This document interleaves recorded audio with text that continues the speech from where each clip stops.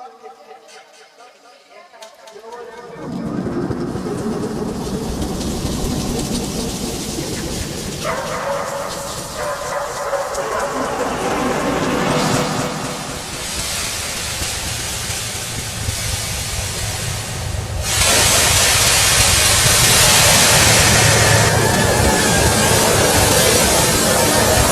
still remember that peaceful morning as if it happened yesterday. Our village woke with laughter. Children ran across the dusty paths, chasing one another beneath the great baobab tree. Women prepared the morning meal, while smoke rose gently into the clear sky. Farmers carried their hoes and baskets, leaving for their fields before the sun grew hot. In the middle of our village stood something every child knew to respect. Beneath a simple wooden shelter rested the sacred drum. It was older than anyone could remember. Our elders taught us that the drum was never to be touched without permission.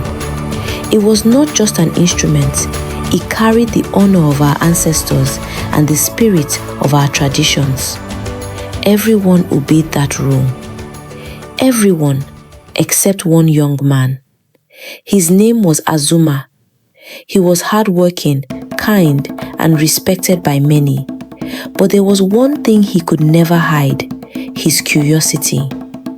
Whenever he passed the village square, his eyes always returned to the sacred drum. He often stood quietly, wondering why no one was allowed to touch it. That simple question slowly became something much more dangerous. Things became more different about Azumah and was no longer himself.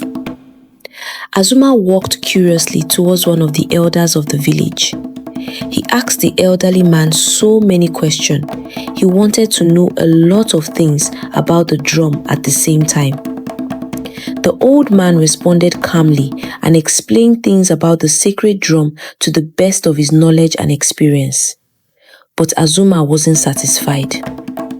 The elders continued to talk and explain the history behind the drum because they noticed his curiosity. Do not ever be tempted to play that drum. The sound of that drum would awaken the spirit of the dead. These were the words of the elders. As the moon slowly rose above the trees, the village became more quiet and you could even hear the sound of a falling leaf. The sacred drum rested beneath its wooden shelter, just as it had for generations. A small lantern hung beside it, its flame dancing gently in the night breeze. Then I saw Azumah. He was walking alone, slowly, carefully. His eyes never left the sacred drum. It was as if something was pulling him closer. He stopped only a few steps away. For a long moment, he simply stood there. The drum was silent. The baobab tree stood still. Even the wind seemed to hold its breath. Azumah looked around. The village was asleep. No one appeared to be watching. I wanted to call out to him, but something told me to remain silent. He took one more step. His breathing grew heavier. Slowly, he stretched out his hand. It trembled. For a moment, I thought he would change his mind, but curiosity had already taken hold of his heart. Then, his fingers touched the sacred drum. At first, nothing happened. The village remained quiet. Then he beat the drum again.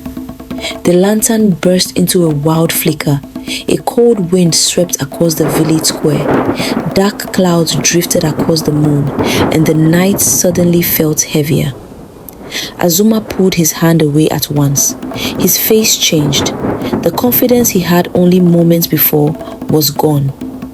Then we heard a deep, loud sound. It came from the sacred drum. The drum began to tremble, yet it moved on its own. The ropes around it tightened. In the distance, the village dogs began to bark, one after another. Their cries echoed through the silent night. Doors opened across the village. Families stepped outside, holding lanterns high. No one understood what was happening. At the edge of the village, the old sage heard the commotion. He rose from his mat without hesitation. Taking his lantern in one hand and his walking stick in the other, he stepped into the night. He looked toward the baobab tree. Without saying a word, he hurried toward the village square. By then, Azumah stood frozen beside the sacred drum. He wanted to run, but his legs refused to move. The village had awakened, and every path now led to the sacred drum. The old sage walks slowly towards Azumah under the wooden huts with his walking stick. And at this time, Azumah was frozen in fears. The villagers all stood in shock, trying to understand what just happened, and fear took over everyone's face. I wasn't exempted from all these. The eldest man of the village walked from the crowd towards Azumah. As soon as he got close to Azumah, he began to speak to him calmly and softly. We also warn you against this drum, not because we hated, but because the drum is connected to the spirit of our ancestors. The worst didn't happen because you didn't play further. Return to your huts. We will talk further in the morning. Azumah and every other villagers returned to their huts, and morning came as the sun rose above the village once again. Before the first light of dawn, the village grew quiet once again. The wind had stopped. The dogs no longer barked.